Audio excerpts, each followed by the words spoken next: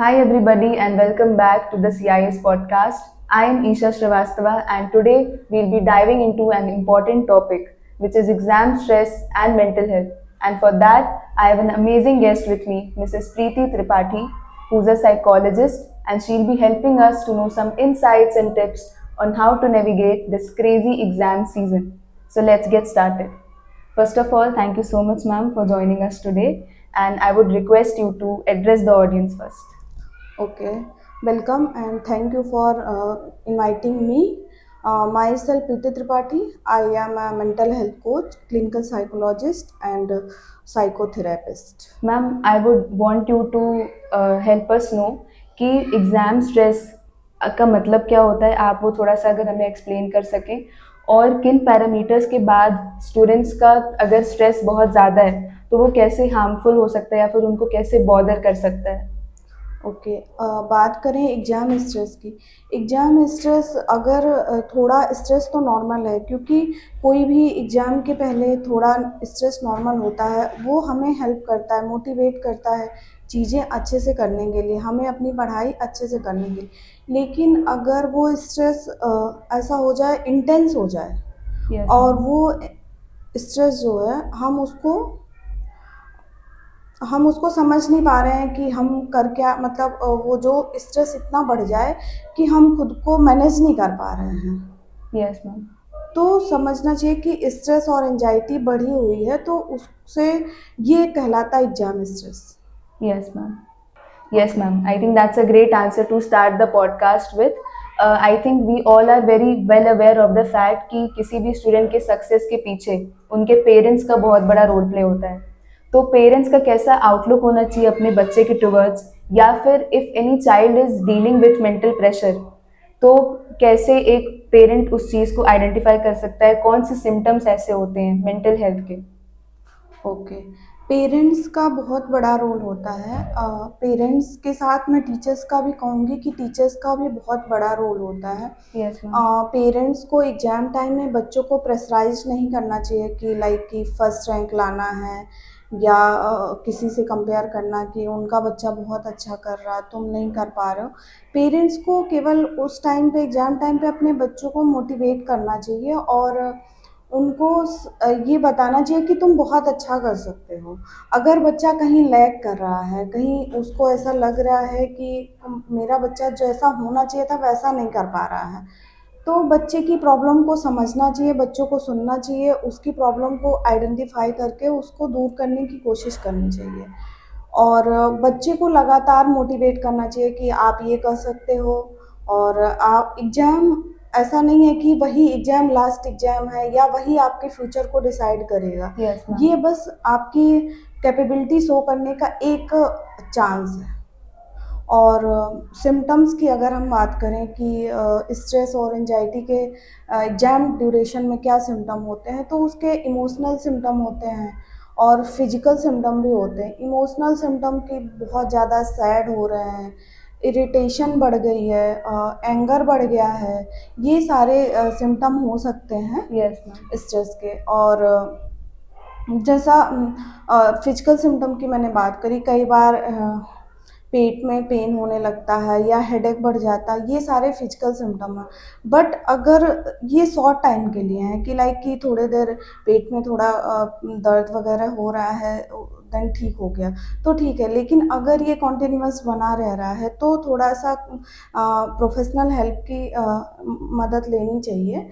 और अगर स्ट्रेस भी अगर लगातार बना, जैसे गुस्सा बढ़ता चला जा रहा है, एंगर को कंट्रोल नहीं कर पा रहे हैं, यस मैम। और सैडनेस बढ़ती चली आ रही है, लाइक कि लगातार सैड रह रहे हैं और या डिप्रेस रह रहे हैं, तो अगर ये चीज़ें कॉन्टिन्यूअस हो रही हैं और इंटेंस हो रही हैं, लाइक कंट्रोल नहीं कर पा रहे हैं, बॉदर हो रहे हैं चीज़ें, उससे उनका जो परफॉर्मेंस है वो बॉदर हो रहा है, तो फिर आपको किसी मेंटल हेल्थ प्रोफेशनल की उस समय हेल्प ले लेनी चाहिए।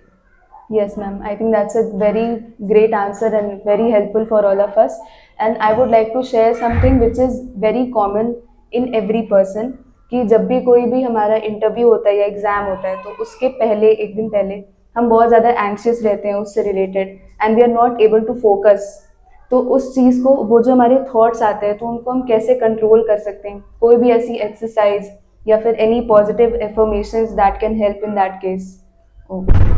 हाँ, जैसे एग्ज़ाम के कुछ टाइम पहले ऐसा लगता कहीं मैं फ़ेल ना हो जाऊँ, Yes, मैं ma'am. एग्ज़ाम हॉल में ब्लैंक ना हो जाऊँ, तो ये शॉर्ट टर्म होता है। जैसे थोड़ी देर लगा, फिर आप मोटिवेट हो गए और अपनी चीज़ें, अपनी परफ़ॉर्मेंस अच्छी करने लगे। लाइक इसके लिए जैसे आपने कहा कि अफ़र्मेशन अफ़र्मेशन बहुत हेल्पफुल होती हैं और अमेजिंग वर्क करती हैं। अफ़र्मेशन लाइक कि जैसे आपको एंग्ज़ायटी हो रही है कि ऐसा हो गया तो उसको कैसे डील करें, या मतलब क्या होगा अगर मैं एग्ज़ाम हॉल में गई और मैं ब्लैंक हो गई या मैं फ़ेल हो गई, तो उसको, उस जो नर्वसनेस है उसको एक्साइटमेंट में चेंज करें। अब एक्साइटमेंट में चेंज करने के लिए जो आप ये सोच रहे हैं कि मैं एग्ज़ाम हॉल में गई तो मैं कैसा परफ़ॉर्म करूँगी, तो उस समय आप ये सोचिए कि ये तो मेरे परफ़ॉर्मेंस टेस्ट का एक तरीका है और मैं बहुत अच्छा वर्क करूँगी। Absolutely, मतलब ma'am. उस नर्वसनेस को आप एक्साइटमेंट में चेंज करें Yes, कि ma'am. मैं बहुत अच्छा करूँगी, ये मुझे मौका मिला है मुझे अपने आप को प्रूव करने का, या मुझे जो मैंने साल भर लर्न किया है उसको शो करने का। तो ये करके हम उसको एक्साइटमेंट में चेंज कर सकते हैं अपनी एंग्ज़ायटी को। ऐसे करके ये तो बात हुई कि हम कैसे उससे डील करेंगे। अगर मैं बात करूँ अफ़र्मेशंस की, तो अफ़र्मेशन जैसे जब आप सोने जाते हैं 1 दिन पहले, अफ़र्मेशन हमेशा सोते समय करेंगे तो वो ज़्यादा इफ़ेक्टिव होती है। लाइक कि मेरा एग्ज़ाम बहुत अच्छा होगा। आप अगर एग्ज़ाम से रिलेटेड अफ़र्मेशन सेट कर रहे हैं, तो आप अपने स्टडी से स्टार्ट करके कि मैं ऐसा-ऐसा पढ़ा हूँ और पूरा एग्ज़ामिनेशन हॉल में मैं कैसे वर्क करूँगा, फिर मैं वहाँ जाके कैसा लिखूँगा, फिर मैं वहाँ से कैसे निकलूँगा, मतलब पूरे सिनेरियो को आप अपने मेंटल इमेजिन करेंगे, मेंटल इमेजिनेशन जिसको कहते हैं कि आप उसको पूरा इमेजिन करेंगे। तो उस वो अफ़र्मेशन आपको बहुत हेल्प करेगी, क्योंकि आप जब एग्ज़ामिनेशन हॉल में जाएँगे तो अपने बॉडी और माइंड के साथ जाएँगे Yes, और ma'am. वो आपको एक उस इमोशन के साथ आप जाएँगे, उस जो आपने अफ़र्मेशन एक रात पहले करी हुई है, उस फीलिंग के साथ जब आप एग्ज़ाम देने जाएँगे तो वो आपको कॉन्फिडेंस देगा और आपको कहीं न कहीं वो बहुत ज़्यादा हेल्प करेगा आपके एग्ज़ाम को अच्छा करने में। Yes, ma'am. Thank you so much. I think even I am going to try some of your suggestions. I would also like to ask you about कि जब सेशन स्टार्ट होता है तो फिर हमारा रूटीन बहुत ही हमारे कंफर्ट लेवल की तरफ इंक्लाइंड होता है, और जैसे ही सेशन एंड होने लगता है then we become very anxious और we get cluttered with the syllabus. तो कैसे हम एक बैलेंस रूटीन बना सकते हैं जिसमें we are able to cover our syllabus and as well as हम अपने आप को, अपने फ्री टाइम को भी उतने अच्छे से इंजॉय कर सकते हैं।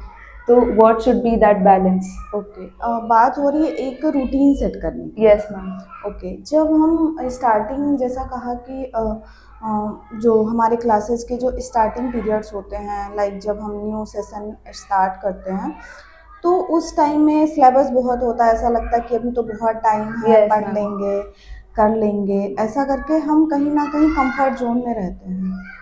और शुरुआत में हमको एक जैसा जो क्लास में पढ़ाया जा रहा है उसको अच्छे से प्रिपेयर करते हुए चलें, जो भी चीज़ें बताई जा रही हैं क्लास में उसको अच्छे से करते हुए चलें।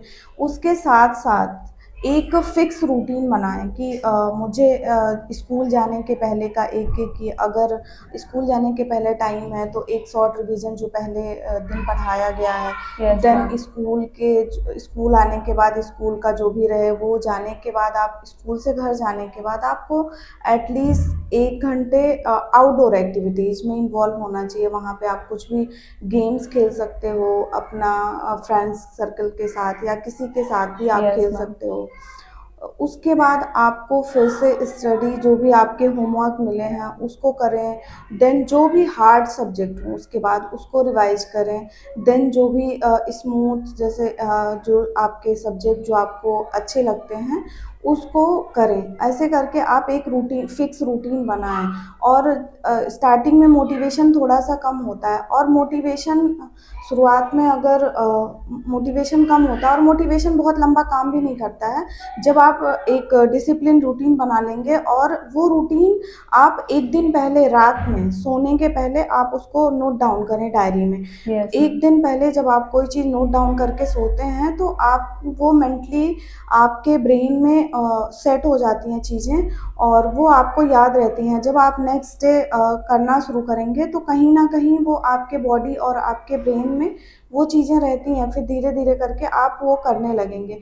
और जब ऐसा आप 1 मंथ, 2 मंथ करते चले जाएँगे, फिर जो आप एक दिन रात में प्रैक्टिस कर लिखते हैं डायरी में, उसको आपको अगले दिन सोचना नहीं पड़ेगा, और आप करते चले जाएँगे। ऐसा करके आप एक फिक्स रूटीन बनाएँ कि ऐसे चीज़ें चलती रहें, और अपने टाइम को एन्जॉय भी कर पाएँगे, उसके साथ-साथ अपने सिलेबस को बहुत अच्छे से कवर कर पाएँगे। thank you so much, ma'am. I think it was very helpful for all of us. And I think we all are very curious to know कि आपकी जर्नी कैसी थी, क्योंकि जब भी हम मेंटल हेल्थ सुनते हैं तो बहुत से लोगों के दिमाग में उससे रिलेटेड स्टिग्मा होता है। तो आपने कैसे कन्विंस किया अपने पेरेंट्स को या फिर अपने आसपास के लोगों को that you want to choose this as your career option? Okay. Stigma तो है सोसाइटी में मेंटल हेल्थ को लेके। जैसे हम फिजिकल हेल्थ, किसी को फिजिकल हेल्थ से रिलेटेड कोई भी प्रॉब्लम होती है, तो वो उनको किसी तरह की हेजिटेशन नहीं होती है। कुछ भी बड़ी प्रॉब्लम हो, छोटी प्रॉब्लम हो, वो डॉक्टर्स के पास जाएंगे, यस मैम। लोगों से सलाह भी लेंगे, समझेंगे भी कैसे करना है। बट अगर मेंटल हेल्थ की बात करें, तो कहीं ना कहीं लोगों को लगता है कि मेंटल हेल्थ लाइक मैडनेस या वीकनेस। Yes ma'am. लेकिन अगर आप अपने मेंटल हेल्थ के लिए हेल्प ले रहे हो, तो आप वीक नहीं हो, आप स्ट्रांग हो।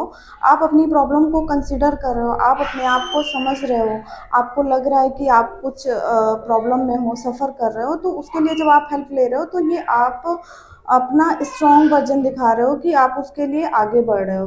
यस और मैम। रही बात मेरी जर्नी की, तो मेरी जर्नी बहुत ही इंटरेस्टिंग है। लाइक मैं साइंस बैकग्राउंड से थी, मेरा केमिस्ट्री में और जूलॉजी में एमएससी था। फिर मैंने इसमें साइकोलॉजी में भी मैंने पीजी किया, देन मैंने एमफिल किया इन क्लिनिकल साइकोलॉजी। उसके बाद भी एक जैसा अपना क्लिनिक सेटअप करने के लिए लोग ये कहते थे कि यहाँ पे स्कोप नहीं है, लोग नहीं आएंगे, क्या करोगे, कैसे करोगे। फिर भी मुझे लग रहा था कि मुझे करना है। और जब मैंने पढ़ा और मैंने समझा कि इतना अच्छा चीज़ें हैं, इतनी अच्छी चीज़ें हैं जिससे बहुत सारे लोगों की हेल्प हो सकती है, यस मैम। मुझे लगा कि मैं बहुत कम लोगों की हेल्प करूँगी, एटलीस्ट जिसको नीड होगी उसका तो मैं कर पाऊँगी, जो परेशान है। फिर जब मैंने अपना क्लिनिक सेटअप किया, तो बहुत अच्छा चल रहा, और बहुत सारे लोग जो शहर में काउंसलिंग, डॉक्टर उनको कहते थे कि आप काउंसलिंग कराइए, और वो काउंसलिंग नहीं करा पाते थे कि कोई प्रोफेशनल नहीं है, तो उनके लिए मैं बहुत बड़ी उम्मीद बनती हूँ, और वो मेरे पास आते हैं। और जब वो ठीक हो जाते हैं, तो मुझे उस समय बहुत अच्छा लगता है, और मैं गॉड को थैंक यू कहती हूँ कि कम से कम एक ऐसी फील्ड जिसमें लोग इतने परेशान हैं, जिनको कोई रास्ता नहीं दिख रहा, उनको मैं रास्ता दिखा पा रही हूँ, उनको वो ठीक हो पा रहे हैं। Yes ma'am, I think your story is quite inspiring और आप इतने लोगों को हेल्प कर रही हैं। And thank you so much that I got to share this conversation with you, even I am very lucky. And thank you so much to all of you. I hope this podcast was informative and fruitful for all of you. Thank you so much. Stay tuned for another video. Thank you for listening.